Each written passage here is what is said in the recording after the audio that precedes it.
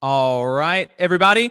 Welcome to the Valley Labor Report. We are doing one of our midweek live streams that we've been trying out lately over the past couple of weeks. Been doing some different topics maybe than we would hit on the radio, and just doing more than we'd be able to do on the radio. It's really amazing how little you can put into an hour and a half. Like it's every week I leave feeling like, man, I wanted to dig deeper into this, or I wanted to do this too, so we're trying to do a little bit more in between our weekly shows, and so this is one of that. And tonight I have with me Daniel Tate. He is with Energy Alabama, and we're going to be talking some about what happened in Texas. Everybody knows that Texas, power went out for days over there because of the polar vortex, or the extreme weather event that happened.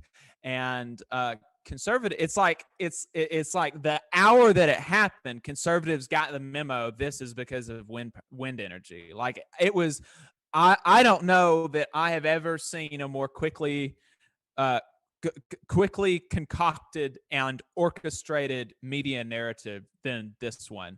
And it's amazing because it's just totally, I mean, it's farcical, kind of the truth value there.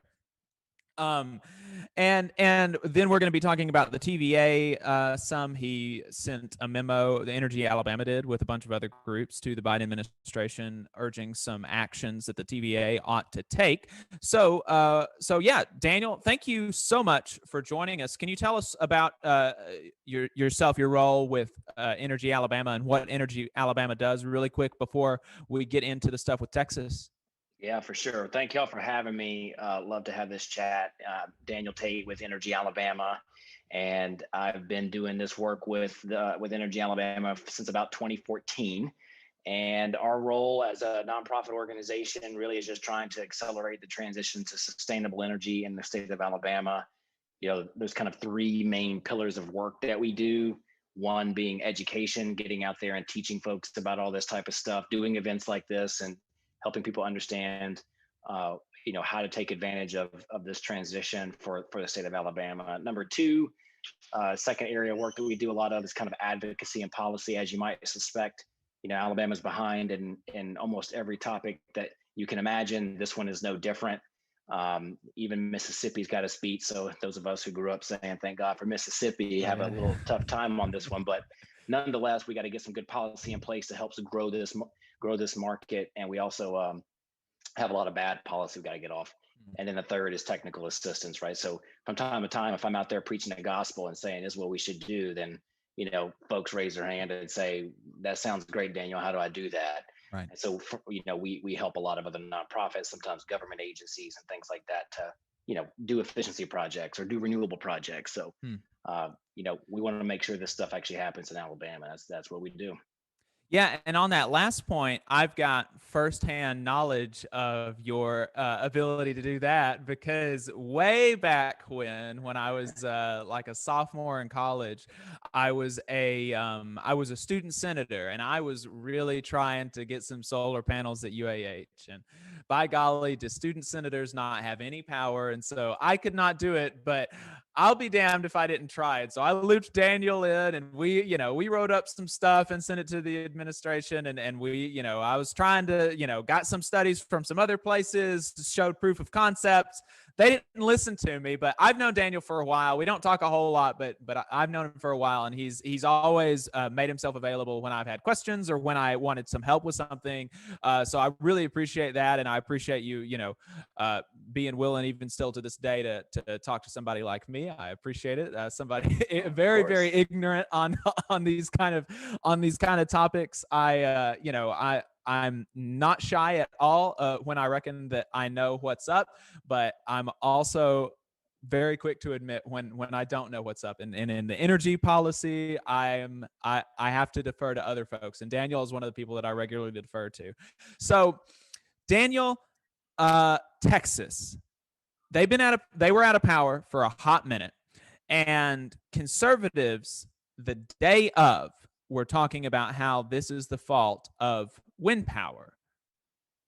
Where are they getting that? Because I mean, very rarely is there just a straight up lie. Usually there's at least something in there, like a snowflake starts with just like a grain of dirt or something that's in the air, and particles build around that. What is the grain of dirt that this farce has built around? Or is it even there? Is this actually one of those rare cases where it's just a complete farce?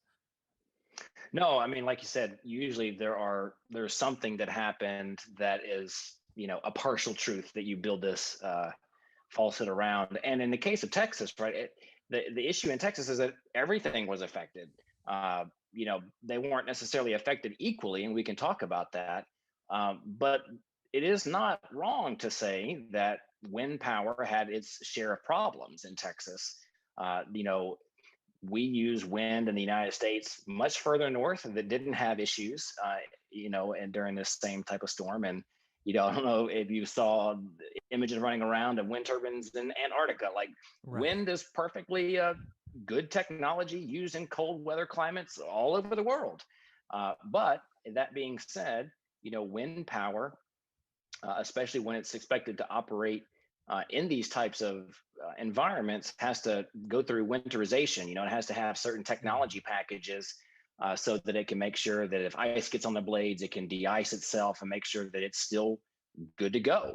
And a lot of wind turbines in Texas did not have that winterization package. And so there was some effect to wind power in Texas. Now, in terms of what actually caused outages and in terms of what really did the lion's share of the problem, it wasn't wind, right?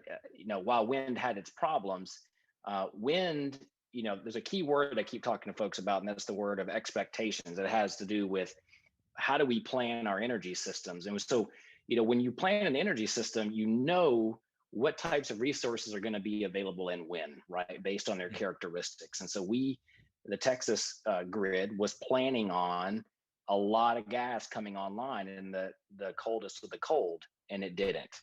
So while wind had some problems, it was absolutely minuscule. And even the grid operators in Texas, ERCOT, said that wind was the furthest problem down on the totem pole. That we had almost at the peak, I can't remember the exact number now off the top of my head, but somewhere around 30 gigawatts of fossil fuel capacity, mostly gas and a couple of coal plants or a few coal plants.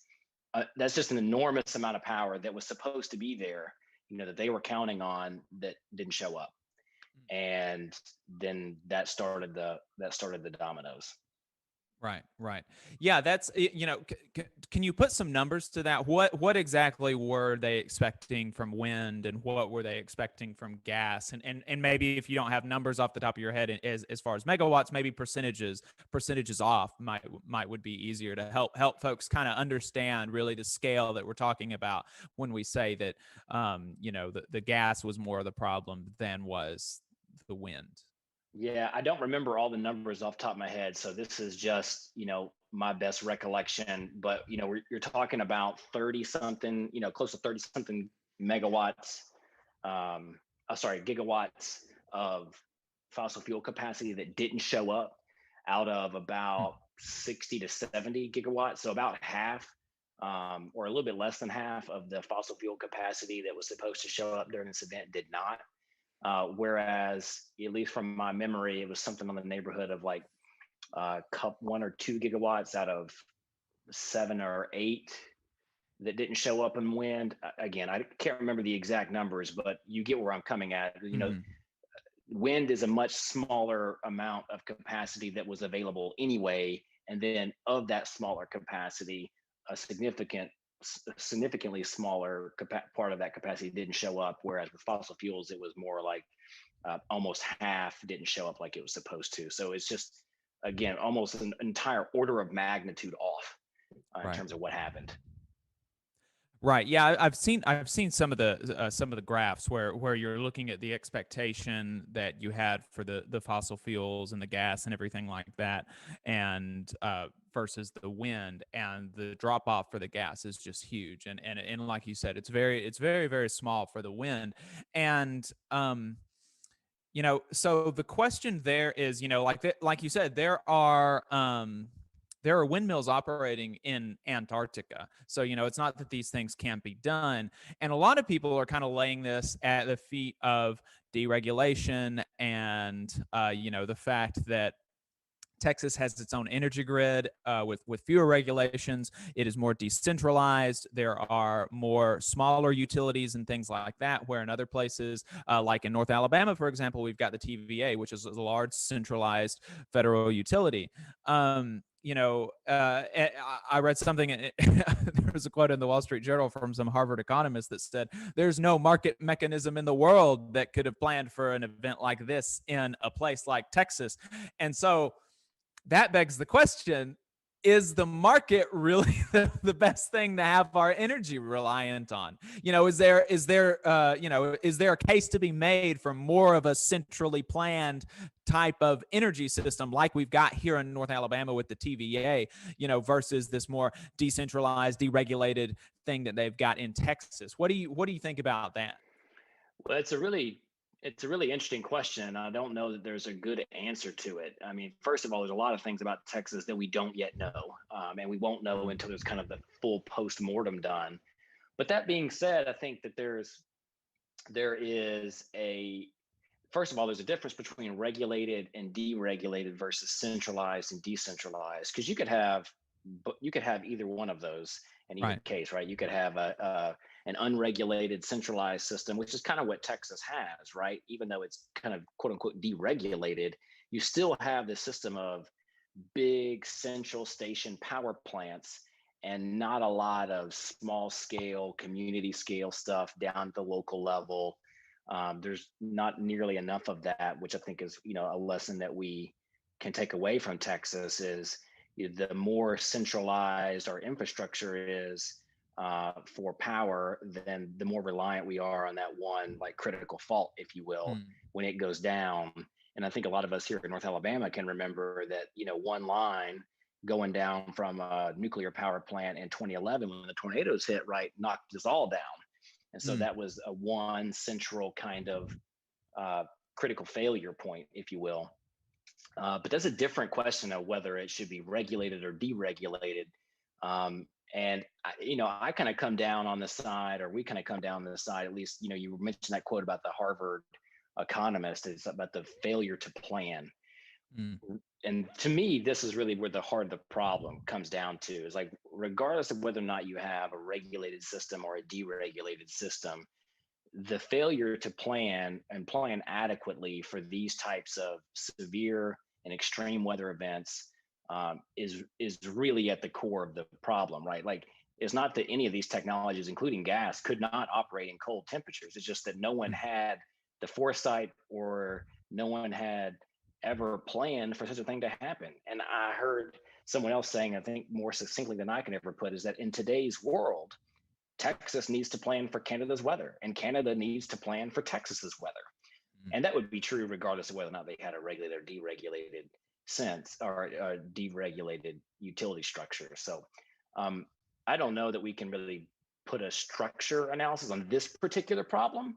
Maybe some other ones we can. I think this one was really just acute stress that nobody was ready for. Because like even next door, right in MISO, some areas of Louisiana, they went down, or at least had some rolling blackouts, and that's a regulated, vertically integrated utility model selling into an Hmm. open market. So even some other types of structures had problems too. Okay. Okay.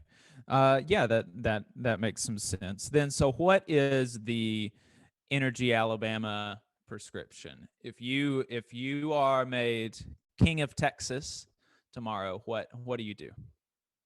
That's a scary thought, right? King of Texas. Well, I can tell you what we would recommend, and things that we would recommend specifically for Alabama. Like maybe more thinking about what can we learn from Texas for home, right? Hmm. And I think one of the main things we can learn, at least that I fail to see getting picked up in this narrative about what happened, is the importance of energy efficiency. And let me break that down for a second. Like, regardless of the structure, energy efficiency is extremely important for three main reasons when we think about something like Texas.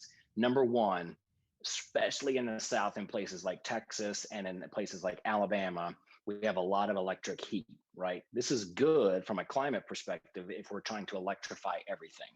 Okay, but that's what's driving a high winter peak when everyone's got their electric heat on in the morning. Okay, if we are not heavily investing in energy efficiency to make sure that that electric heat is using as little energy as possible, we are making our peaks worse. Okay, so we're contributing to the problem because we did not take building codes and energy efficiency seriously. And that can contribute to having another round of this, right? Number two is the energy efficiency saves people money all the time, right? Even outside of this, the less energy we use is the better for regular folks who, especially maybe struggling to pay their bills right now or out of work because of COVID-19. It's just good public policy for regular people. And then number three, the real takeaway from Texas is this is a public safety issue. If we have tight, well insulated homes, these homes are going to be able to hold their heat for longer. So what I'm getting at there is that we can't get away from a blackout ever happening again. There will be another blackout somewhere, and it will happen again at some point in the future somewhere in the country, right? But we can make sure is that even if it does happen, that people stay as safe and as comfortable in their homes as possible for as long as possible. And that's only possible if we invest strongly in energy efficiency and good building codes. And you have to ask, why do we not have these things, right? Well, who stands to gain from you wasting a bunch of energy? The power company who wants you to use their product, right? So you get back to this cycle of, keeping you addicted to the product and blocking progress on building codes, blocking energy efficiency programs, exacerbate the problem, made you spend more money, and people didn't stay as safe as they could have. So to me, that is like the number one thing we've really got to be taken away is energy efficiency is king. Right. Yeah. And I can speak to that here. I live in one of these older apartments in downtown Huntsville. And oh boy, you turn off your AC or your heat and it goes immediately to whatever temperature it is outside. I mean, I can't keep my heat off for any amount of time or else it'll just go straight to the temperature that it is outside. And so it'd be real nice to to be able to stay comfortable for a while without the heat being on. And so energy efficiency, that's a big thing. That's the thing that you really want to hit on.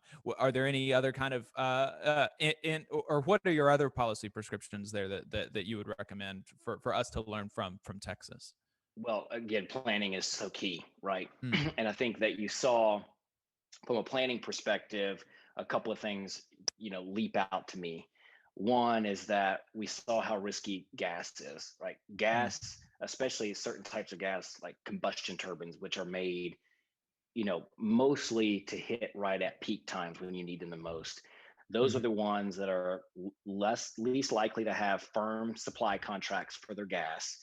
So that means that the market can disrupt their potential fuel deliveries, which we saw a good bit of in Texas, and it may not even be able to run right when you need it the most. So this kind of reliance on the same technology and it can't deliver is a big risk, right? Mm. And whether or not, I talked about before, whether or not you have a regulated or an unregulated or kind of a deregulated state like Texas, I think that, you have to start planning for more extreme weather, Mm. like what we talked about with, Texas planning for Canada's weather and things that you can do to winterize wind turbines and winterize gas and gas pipelines. There's a lot of things you can do across every energy source. And then I think decentralization is especially key in terms of the infrastructure itself. And I don't say that in terms of like deregulation necessarily, but just making sure that we have, like the internet, right? If one node goes down, it can recover, or we can Mm. repair that quickly, and not the whole internet goes down. We need to be thinking about our energy system a lot more like that, so that people are less affected. Um, things like a lot of us have smart meters, even here in Alabama, and a lot of people in Texas have smart meters. Were those used to the degree possible to limit blackouts or turn off certain non-critical loads? Again, that's something we might learn from a post-mortem, but like we can Mm. use technology a lot better than we did.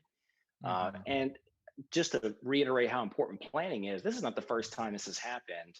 And it's especially not the first time it's happened even in Texas. There was a 2011 event where, the Federal Energy Regulatory Commission and something called NERC, which has a lot of reliability standards in the electric industry, they issued a report about what went wrong that caused a lot of rolling blackouts in Texas in 2011.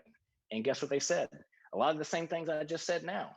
Mm. So, we've kind of been down this road, but we did not, as I would say we as in like society writ large, but also Yeah. apparently specific even to Texas, take those recommendations from the federal investigators who did those reports, right, seriously, and actually start implementing them in the processes by which power was being procured by utilities or localities and things like that. So, um, yeah, I think that's a big, Yeah. big way we plan. Yeah, well, the planning, and you hit on this when you were talking about planning, and that natural gas is a just in time uh production. You need it like it produces in response to need, as opposed to having having energy there to be dispersed. It's a just in time kind of production. um what is and that fills a certain need, and that's important to have that kind of just in time production. But you do have kind of a similar issue there, to my understanding, with like wind and solar, in as far as the intermittency of the production there.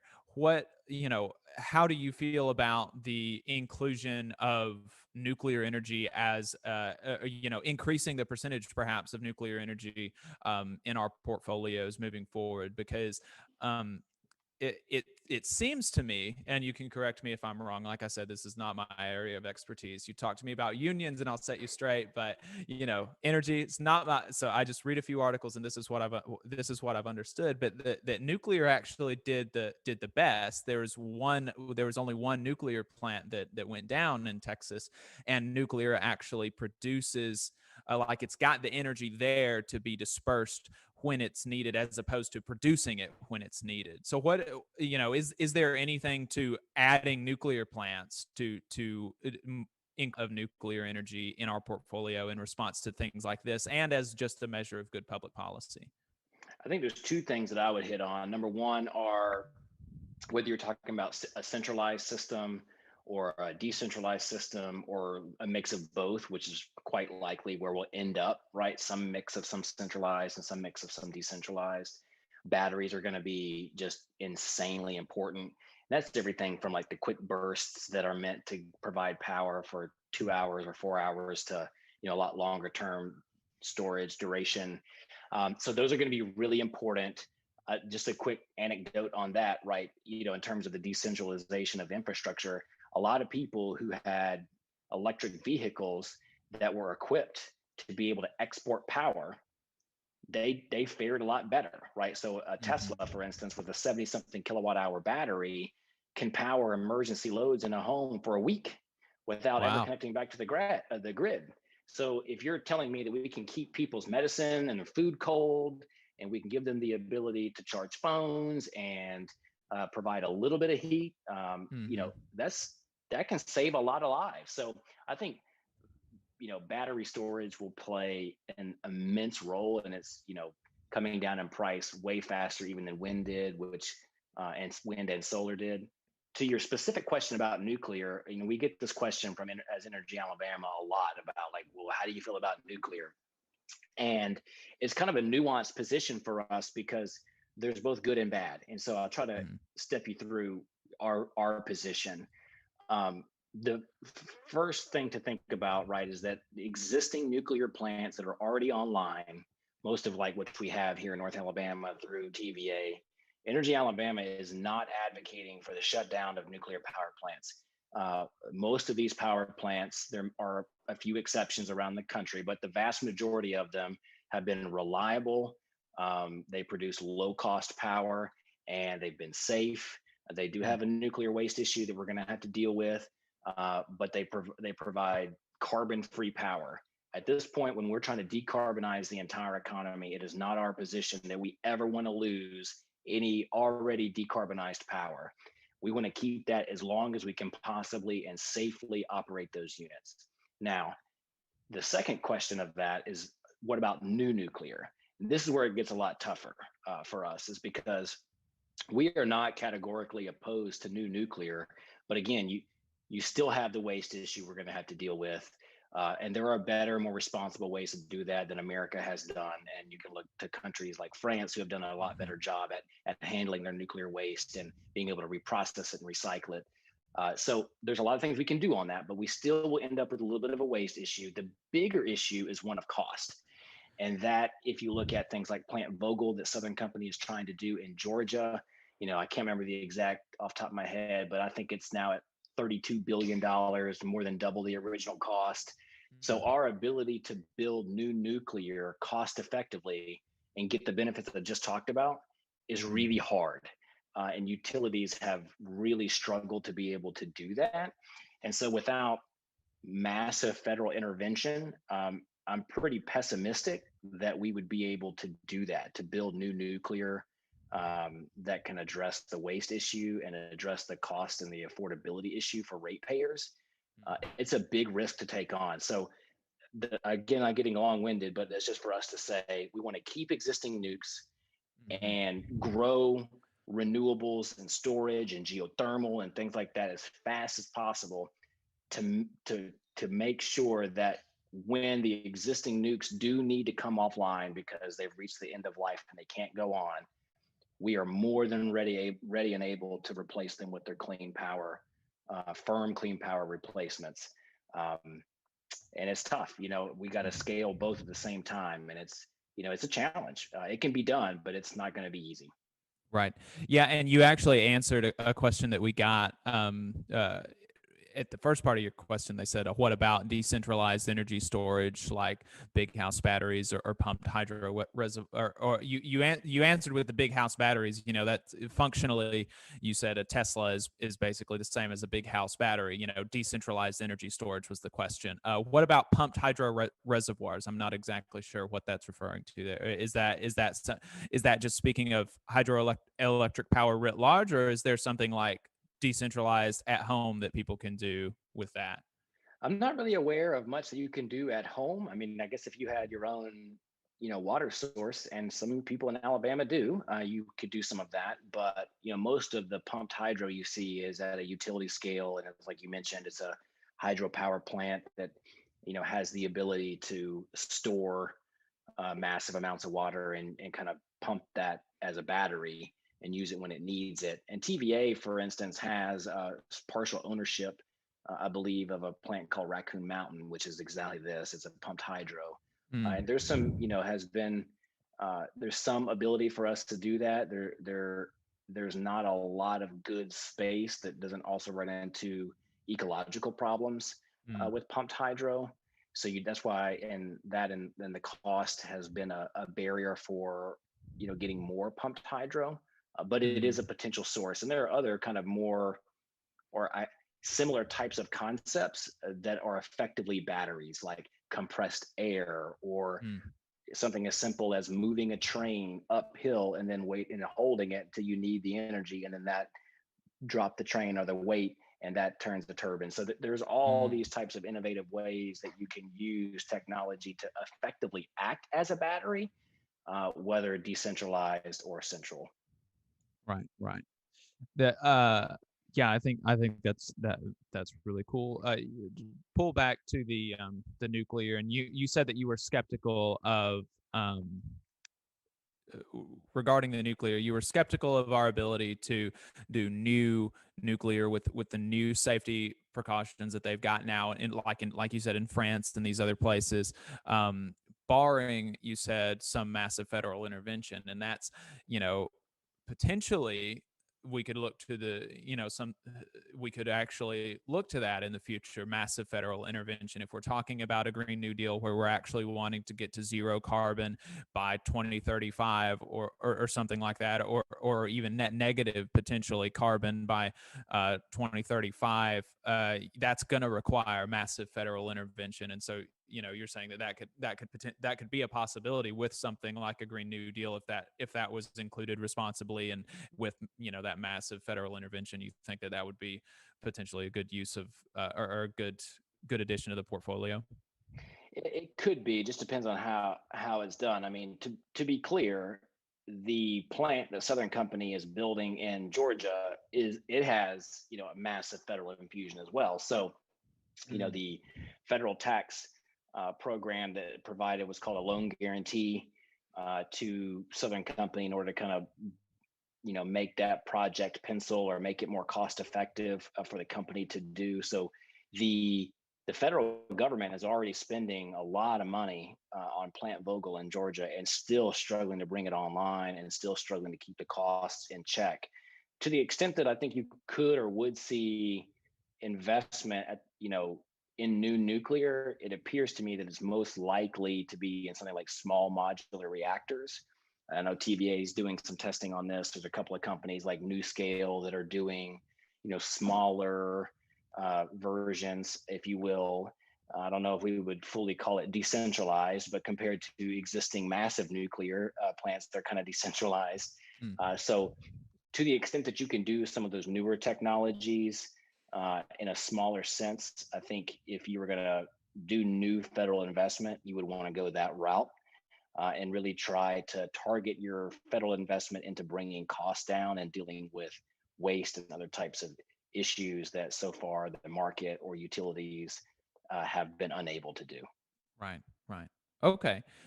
So we had one more question here on the as far as the Texas kind of tangents, and then we'll move into the we'll start talking about the TVA transition memo that you sent the Biden administration. The question was, are there any energy audit programs or winterization programs that help people get their homes worked on to improve their energy usage in the Tennessee Valley area or Appalachia for cheap? We'll talk about a segue into the TVA transition memo from that question because the answer is not That's right. really. Unfortunately, and there used to be, right? So, Mm, again, that whole thing I was just railing about with energy efficiency, out of all utilities, you think a public utility like TVA that does not have a profit motive mm, is just trying to do good for the people of the valley and grow jobs and economic development for us would be incented to help keep consumption down. And to TVA's credit, especially throughout its history, right? Like it was very innovative on energy efficiency in the mm. 70s and 80s. And it had energy efficiency programs of varying effectiveness over the years. But over the last few years, I'd say like probably over the last 3 to 5 years, you're seeing um, a massive pullback from TVA and its investment in its energy efficiency program. So, like to the point of the question, is there something that regular folks in the valley or in Appalachia can get help? And the answer is not really. TVA's killed all that. And that's part of what we want to bring back. We want to bring back massive investments in energy efficiency because they have all the benefits I talked about before. They also can create, massive amounts of good paying jobs. And furthermore, it's just the right thing to do for people. So I think that's a big part. The only thing that exists, which is also part of a push for federal relief, is something called the Weatherization Assistance Program, and that's a federal program. It's been around for a long time. That's for income qualified recipients. So if you believe that you could qualify, definitely look into the Weatherization Assistance Program, and that's usually administered by your local community action agency. So contact your local CAP and find out about, are there, do you qualify? And if you do, and you can get up the list, which is part of the problem, right? There's a massive list, a ton of people that need help and not nearly enough funds to go around. Then there are potentially federal funds, make their homes tighter, insulate them, put in good HVAC, good duct work that's not leaky, and keeps their air the air that they're breathing safe and healthy. That's there, but we need a massive federal investment in that too, right? So that we can make sure they actually get the assistance they need. Right, right. What were the other things that what was the specific ask that you had for the Biden administration on that? And then And then what were some of the other things that you were encouraging that y'all and some other folks were encouraging them to do with the TVA? Well, I think that, to beat a dead horse, just energy efficiency, demand response, those are energy resources, right? And we want TVA. TVA should be investing in them. TVA's own data shows that it's the cheapest power, that it's actually cheaper for it to pay people to improve their homes, to improve their businesses, to save energy than it is to build a bunch of new expensive power plants. And that also helps people lower their bills and puts people to work. And there's a lot of job training and things like that that they could open up through TVA to do that. Another really important point, which is almost a precursor in many of our minds, is getting good folks on the board. There's two seats open right now on the board of directors that the president could appoint. There are two more coming open in May of 2021, and then an additional two in May of 2022.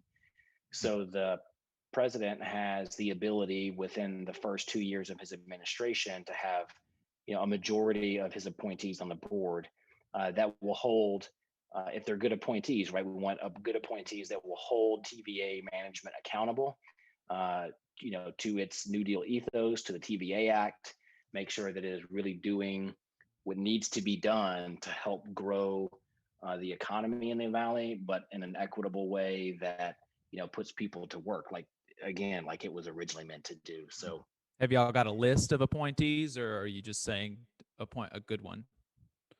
I think there are some of the groups that there's a letter that you referenced that I can't remember exactly how many now. There's 20 something groups maybe that all signed a letter to the Biden administration asking for a list, this list of things to be done. Some of the groups there, I think, have specific folks that they're really pushing for. In this particular letter, we just said, listen, the board of directors really needs to represent the people of the valley. It needs to represent labor interests, and it needs to represent environmental interests, and it needs to represent all different types of interests that are present in the valley. It needs to look like the valley. And that the Biden administration should be working with unions, should be working with environmental groups and economic development groups to actually make sure those folks are on the board. But to point blank answer your question, yes, there are some groups that are have specific people in mind that Are they'd you like on to that see. list? I'm not on that list. Oh Not man. on that list. So I'm not going to be I'm not talking that to cool. I'm not going to be talking to TVA board member Daniel Tate this No, time you next won't. year. You won't. All I'm right. not that cool. Well, maybe I can write a letter to Biden saying that saying Daniel ought to be on it. So were there any other kind of big things that you were wanting to push the Biden administration to do with the TVA? Yeah, well, there were a couple of things that were, really important as well, and that was, one of them was around COVID-19 relief. Mm, TVA has come out with a few pieces of COVID-19 relief that have been positive, so I've been happy to see that. It's not always uh, me or Energy Alabama talking negative about utilities.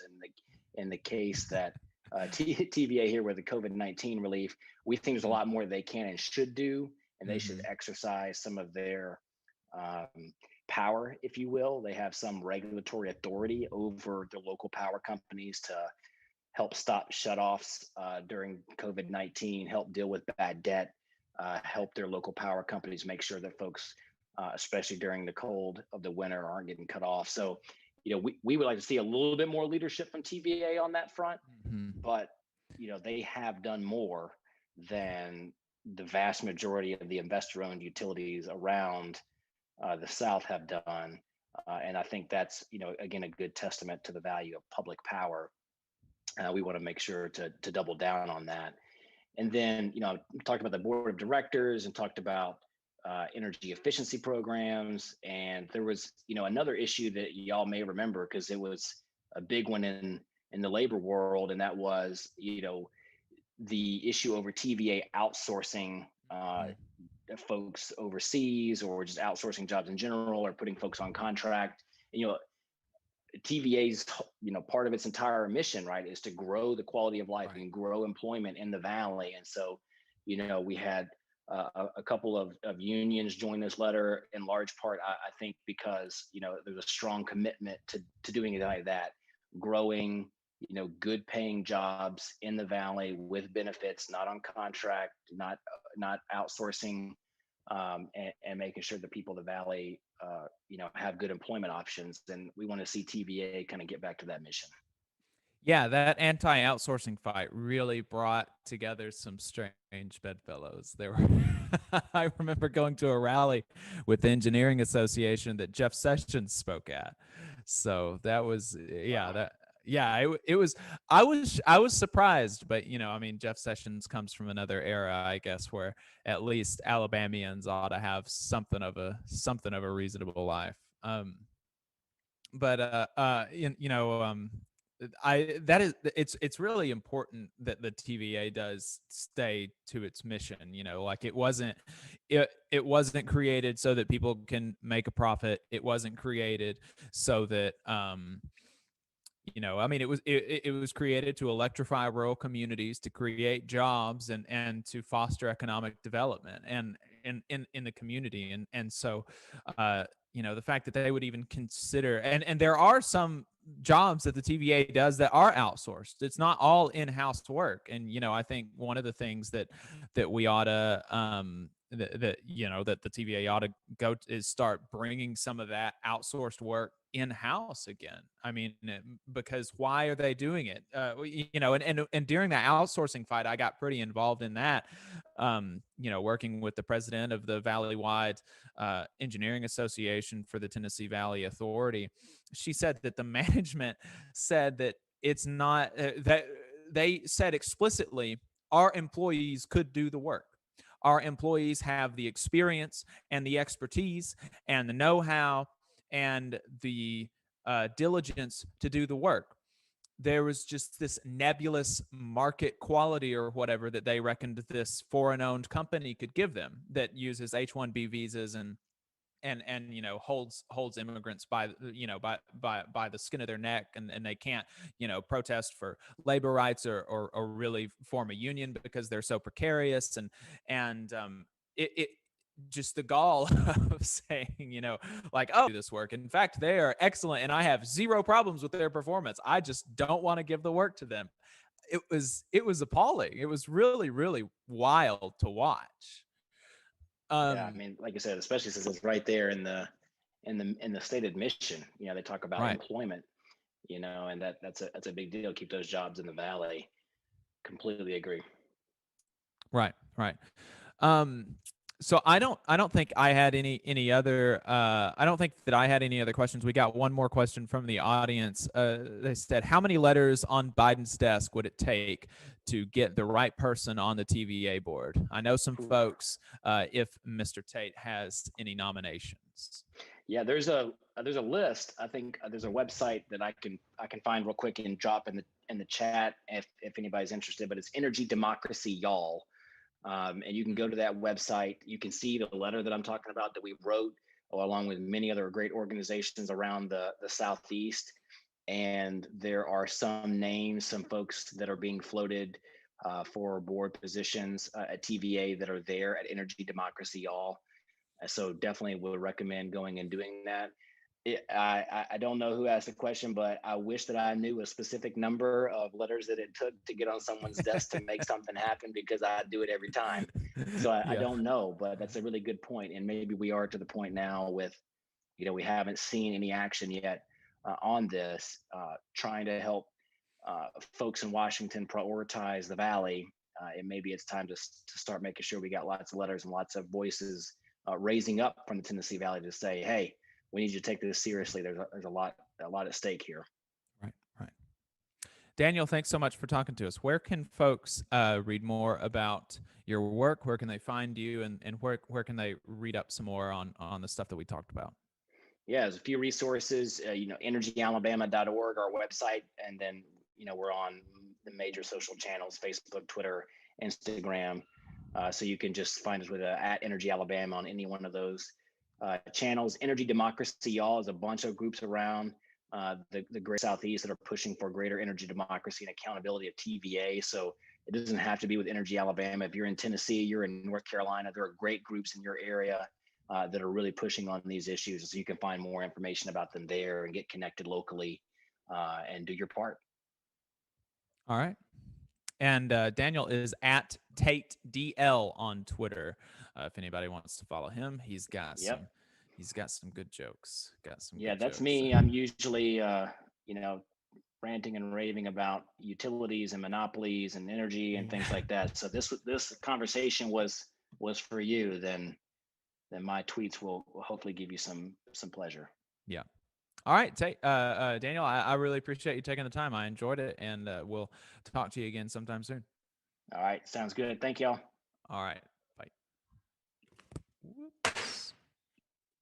All right, so we're just waiting for David to wrap up to close the stream, and sorry about that, David. We off the air yet? These are the top results.